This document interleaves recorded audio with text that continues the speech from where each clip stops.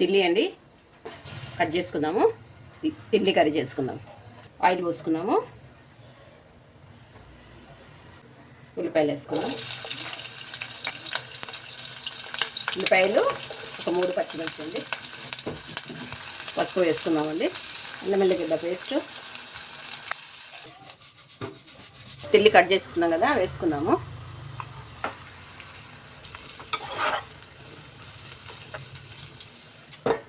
మూత పెట్టేసుకుందాం. కారం వేద్దామండి. ఆయిల్లో ఫ్రై అయిపోయింది తిల్లి. కొద్దిగానే కారము,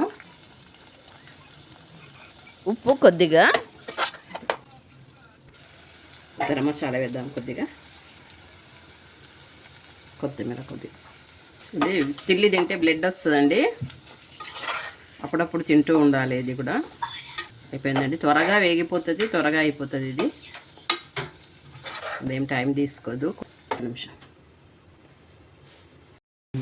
రెడీ అయిపోయిందండి తిల్లి కర్రీ. నీళ్ళు పోయొద్దు, ఉట్టిగా నూనెలోనే ఫ్రై చేసుకోవాలి. మంచి బ్లడ్ వస్తుంది. అప్పుడప్పుడు చేసుకోండి. మా ఛానల్ని లైక్ చేయండి, సబ్స్క్రైబ్ చేయండి.